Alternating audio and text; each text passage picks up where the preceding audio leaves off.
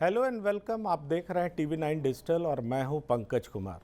हम एक बार फिर हाजिर हैं आपका अपना हेल्थ शो लेकर, जिसमें हमारे हेल्थ एक्सपर्ट्स आपकी सेहत से जुड़े हर सवाल का जवाब देते हैं और बताते हैं कैसे आप जी सकते हैं हैप्पी और हेल्दी लाइफ। आज हम बात करेंगे मेंटल हेल्थ पर, जिस पर आज हमारे साथ जुड़ी हैं मिसेस सुनीता सिंह, जो एचओडी हैं department of thought medicine, Prayag hospital, Noida में। मिसेस सुनीता सिंह जो पिछले 6 साल से कैदियों की मेंटल हेल्थ पर रिसर्च कर रही हैं और वे यूपी के कई जेलों में फ्री मेडिटेशन कैंप भी लगा रही हैं। सुनीता जी, आपका बहुत बहुत स्वागत है हमारे शो में। Thank you Pankaj ji. लेकिन इससे पहले हम इस चर्चा को आगे बढ़ाएं, हम आपको बताना चाहते हैं कि टीवी 9 डिजिटल के न्यू इनिशिएटिव टीवी 9 वैन के बारे में। आखिर क्या है ये इनिशिएटिव, आइए जानते हैं इस वीडियो में। Today, doctors are busier than ever providing care and advice to patients. And the reality is that an average patient now spends much more time in the waiting room than in the doctor's chamber. With such a captive audience, it's time to put their wait time to good use. Introducing TV9 Waiting Area Network that provides premium patient engagement experience through engaging and informative videos. These videos are created keeping in mind an Indian patient seeking medical attention. TV9 Waiting Area Network provides a perfect platform for educating the patients on everything a doctor's practice has to offer while elevating the doctor's brand at the same time. As a doctor, all you need is to have Wi-Fi at your clinic and we'll take care of the rest. We provide you with a TV, a media player, your clinic profile, and a playlist customized as per your practice. Combine all this with the regular news updates from TV9 and you have an awesome branding and marketing tool for your clinic. Write to us at van@tv9.com and we'll get in touch with you to set up our solution at your premises. Sunita ji, सबसे पहले मैं ये जानना चाहूँगा holistic treatment के बारे में। आखिरकार ये होता क्या है और इससे हम कैसे लोगों को ठीक कर पाते हैं? जी पंकज जी, जैसे कि ये जो वर्ड है होलिस्टिक हीलिंग, ये वर्ड एक्सप्रेस करता है हमारे डिपार्टमेंट को। It's a holistic approach. Holistic बोलो तो होलिस्टिक हमें देखना है कि हम बॉडी, माइंड और सोल है। Body is one part. Holistic approach, we are taking care of the mind and the soul also. So this give a introduction to the holistic department. तो लोगों में आजकल फियर और फोबियाज दोनों बहुत देखा जाता है, तो इसको होलिस्टिकली कैसे आप ट्रीट करती हैं? जी, फियर एंड फोबियाज जो है, वो फियर हमारे रियल है, फोबियाज जो चीज नहीं है उसका हमें फियर है। हमें फियर ऑफ अननोन बहुत है, जो अभी हुआ नहीं है हमें उसका फियर है, दैट इज कॉल्ड फोबिया। तो इसकी कोई दवाई नहीं है। It's a mind created sort of scenario. Sunita ji, इन दिनों फियर और फोबिया से लोग बहुत ज़्यादा ग्रसित हैं। इनका होलिस्टिक ट्रीटमेंट कैसे किया जा सकता है? जी, इन बीमारियों को ट्रीट करने के उपाय यही है कि हमें अपनी बॉडी, माइंड और सोल तीनों की अलाइनमेंट रखनी है। तो उससे मोस्ट इंपॉर्टेंट है हमें अपनी माइंड पे काम करना है, क्योंकि आजकल जैसे फियर, फोबियाज, नेगेटिव थॉट, लोगों को डर लग रहा है किसी किसी चीज से भी, हमें उन पे काम करना है। तो माइंड जो है वो हमारा मास्टर ऑर्गन है to control over body. Mind ही है जो सारे फंक्शंस परफॉर्म करता है, चाहे वो वॉलेंटरी है या इनवॉलेंटरी है। फियर हुआ तो माइंड में आया पहले, अगर हमें गिल्ट हुआ तो माइंड में आया पहले। एवरीथिंग, सबका जो रूट कॉज है वो माइंड ही है। तो होलिस्टिक अप्रोच में हम माइंड, बॉडी दोनों का कोऑर्डिनेशन बहुत जरूरी है, जो हमें हमारी स्पिरिचुअल ग्रोथ को भी बढ़ाता है। माइंड में क्या है, दो पार्ट है माइंड के हमारे, इंटेलेक्ट और इमोशंस। इमोशंस पे हमें बहुत ज्यादा काम करना है। अगर एक बच्चे को फियर हो रहा है तो there is no technical allopath medicine to have, और उसको फियर चला जाए।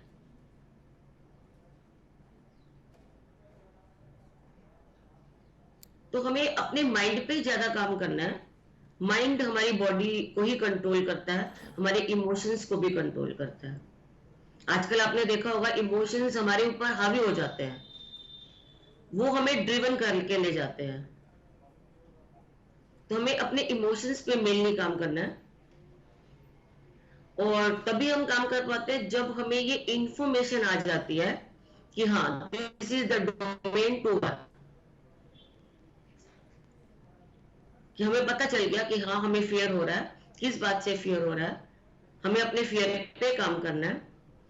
तो उसमें फिर और टेक्निक्स आती हैं जिससे कि वो फियर को हम एलिमिनेट करते हैं। तो ये माइंड, बॉडी और सोल को अलाइन करने के लिए क्या करना पड़ेगा? क्योंकि आपने बताया कि ब्रेन में दरअसल लोग इमोशनल हो जाते हैं और इमोशंस से इमोशन उनको ड्राइव करने लगता है। तो क्या टेक्निक आप बताती हैं जिनसे तीनों चीज़ को अलाइन किया जा सकता है? जी, पहले हम बात करते हैं इमोशंस की। जैसे हमें फियर हो रहा है, हमने देखा हमें फियर हो रहा है, हम सैड हो जाते हैं ऑल ऑफ सडन। तो there is a background story for the sadness, there is a background story. हमें डर क्यों लग रहा है? डर एक बीमारी नहीं है, डर एक हमारा स्टेट ऑफ माइंड है कि हमें डर लग रहा है। तो यहाँ थोड़ी सी एंट्री होती है मेडिटेशन की। एक तो ट्रेडिशनल फॉर्म ऑफ मेडिटेशन है जिसमें कि थोड़ा लोगों के लिए डिफिकल्ट होता है, पर देर आर और भी बहुत सारी मेडिटेशन हैं जिसको कि करके हम अपने माइंड को और स्ट्रॉन्ग कर सकते हैं। तो मेडिटेशन जो है वो बहुत रोल प्ले करती है हमारे माइंड की स्टेबिलिटी में। जैसे कि हम देखते हैं कोई भी म्यूजिकल इंस्ट्रूमेंट है, अगर उसकी तारें थोड़ी ढीली होती हैं तो वो बेसुरा बजता है। द सिमिलर वे, जब हमारे न्यूरॉन्स आर उतने टाइटन नहीं होते तो हमारी लाइफ भी थोड़ी बेसुरी हो जाती है। जैसे हम डरने लगते हैं, हमें नेगेटिव थॉट आते हैं, या हमारा माइंड ही इतना चलने लगता है, हमें पॉजिटिविटी में जाने ही नहीं देता। क्योंकि ये कहना तो बहुत आसान है, थिंक पॉजिटिव, पर how we can think positive? By clearing over negative thoughts. हमें नेगेटिव्स पे काम करके ही हम पॉजिटिव में जाएंगे।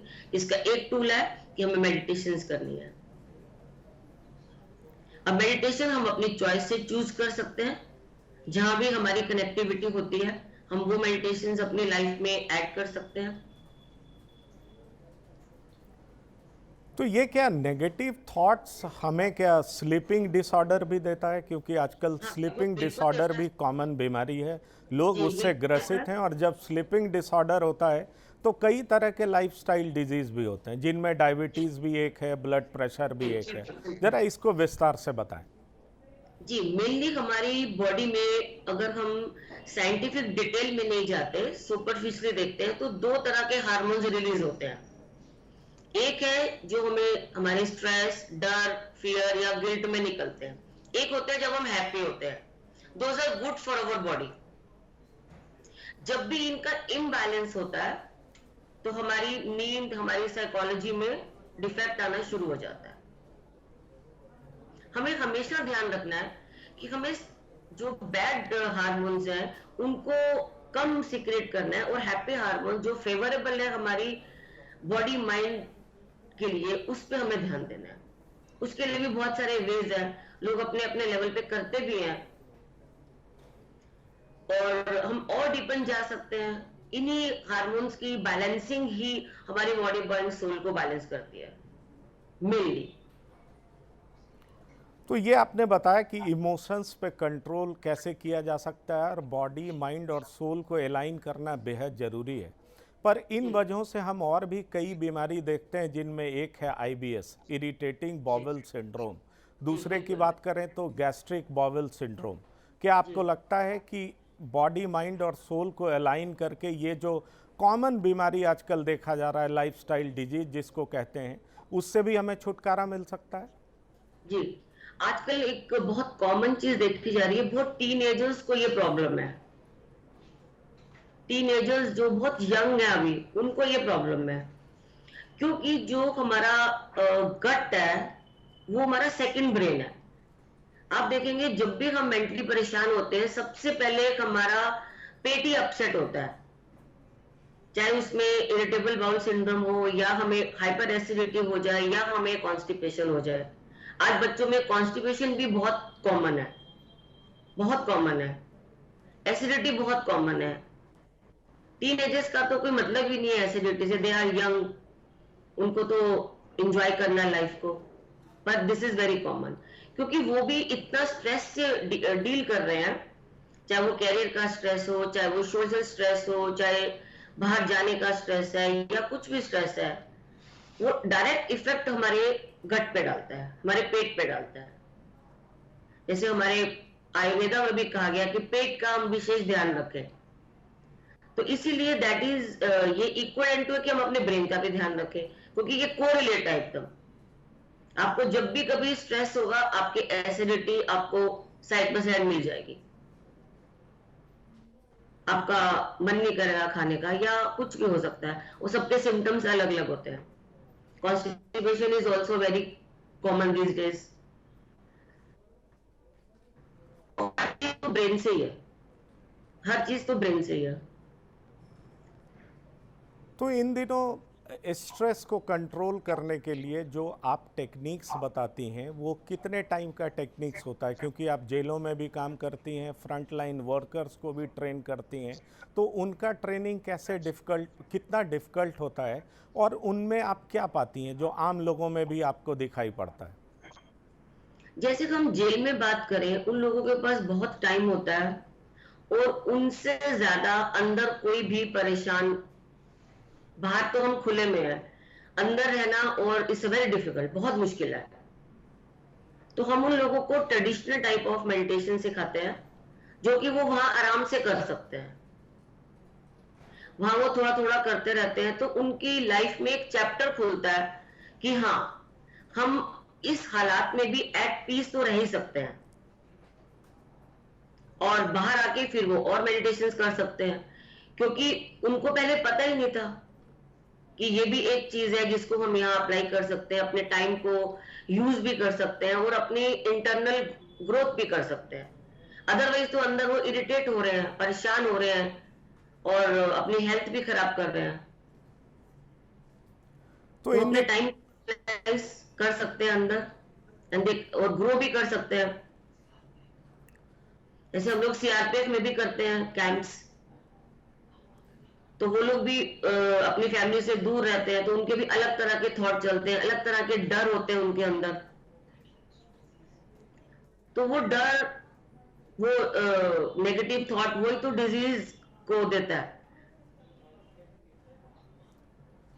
कई सारे ऐसे लोग होते हैं सुनीता जी जो कि अपने स्ट्रेस को दूर करने के लिए, एंजाइटी को दूर करने के लिए अल्कोहल्स और ड्रग्स का सहारा लेते हैं। उन पेशेंट्स का ट्रीटमेंट आपके थेरेपी में क्या है और कैसे है? जी, जब भी हम कभी ड्रग्स और अल्कोहल का सहारा लेते हैं वो बहुत टेम्परेरी होता है।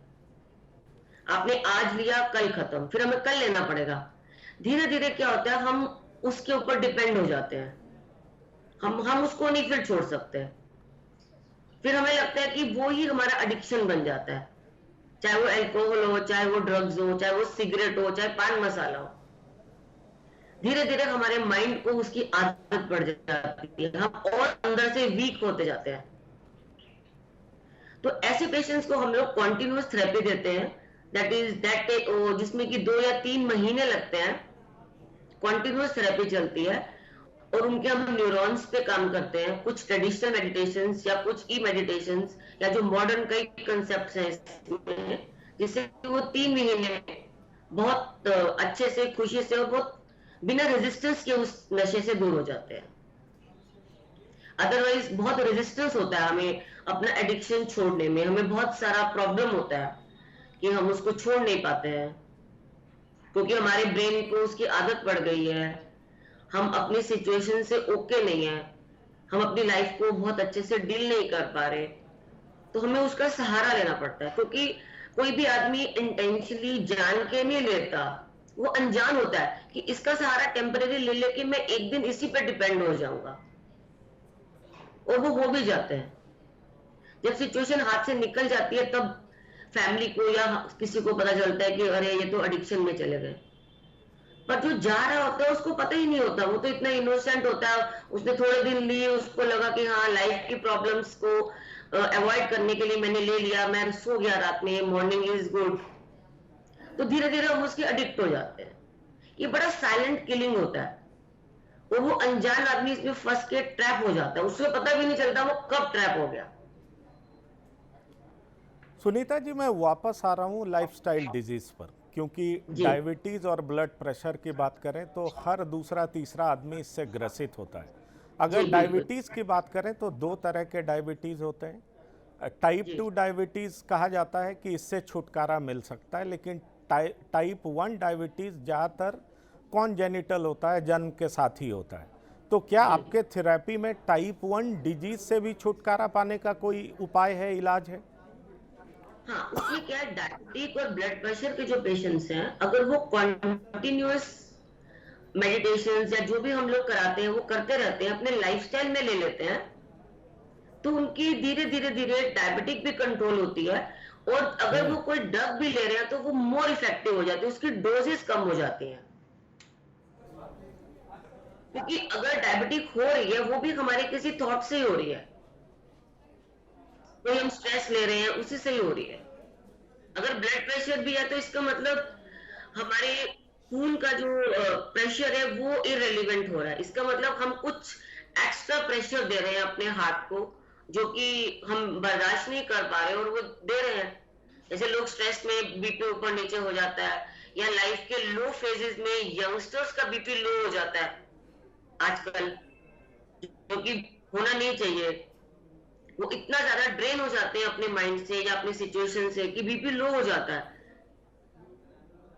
तो उसके लिए भी हम लोग meditations, lifestyle, how to add mental exercises in your life.